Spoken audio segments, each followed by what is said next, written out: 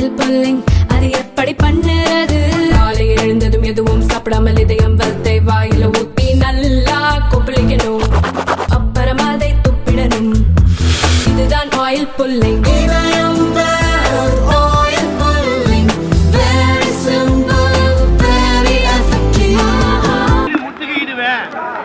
வர சொல்லுங்க. பால் பஸ் ஓட்டுறதுலாம் ஒரு பெரிய வர சொல்லுங்க. வீட்டுக்கு தான் இருப்பேன். இன்னைக்கு நிகழ்ச்சி இருக்கு, சாயங்காலம் இளைஞர் நிகழ்ச்சி இருக்கு. முடிஞ்சா ஏற்கனவே அவர் அறிவாலயத்து பக்கம் ஏதோ ஒன்று பண்ணுவேன்னாரு. முடிஞ்சா அண்ணா சாலை பக்கம் வர சொல்லுங்க தைரியம் தான். இல்லை அதான் திருப்பி நான் சொல்கிறேன். இது வந்து பிரச்சனையை வந்து இது வந்து எங்களை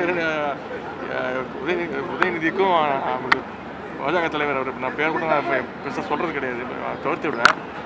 இது அந்த பிரச்சனை கிடையாது. தமிழ்நாட்டுடைய நிதி உரிமையை கேட்டு வாங்கணும். அதற்கு ஏதாவது முடிஞ்சா ஏதாவது உபயோகமாக பண்ண முடிஞ்சா அதை பண்ண சொல்லுங்க. சார், பலர் தனியார் பள்ளிகளை வந்து நடத்துறாங்க. குறிப்பா வந்து விஜய் போன்றவர்களும் குறிப்பா திருமாவளவன் போன்றவர்களும் தனியார் பள்ளிகள் சட்ட விரோதமாக நடத்திட்டு இருக்காங்க.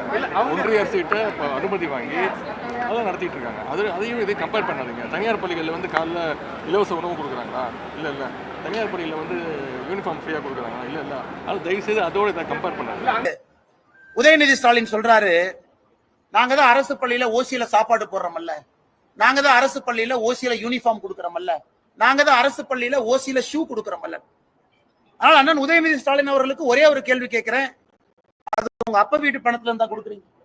மக்கள் கொடுக்கக்கூடிய வரி பணத்துல அரசு பள்ளியில் படிக்கக்கூடிய மாணவ செல்வங்களுக்கு எங்ககிட்ட இருந்து வாங்கக்கூடிய வரியில அந்த வரி பணத்துல நீங்க சீருடையும் தான். தரம் இல்லாத ஒரு அரசியல்வாதி தமிழ்நாட்டில் இருக்காருன்னா அது உதயநிதி ஸ்டாலின். தாத்தா பேரை அப்பா பேரை வச்சு ஓட்டிட்டு இருக்காங்க. நாங்கள் கேட்பது அடிப்படையில ஆதாரத்தோடு கேள்வி கேட்கிறோம். நீங்கள் பள்ளி நடத்துறீங்க, தனியார் பள்ளியிலே படிக்கக்கூடிய குழந்தை செல்வங்கள் எண்ணிக்கை அதிகமாகுது. அப்படி இருக்கும் பொழுது அரசு பள்ளியில மட்டும் நீங்க கட்டாயப்படுத்தி இருமொழி தான் படிக்கணும். ஏன்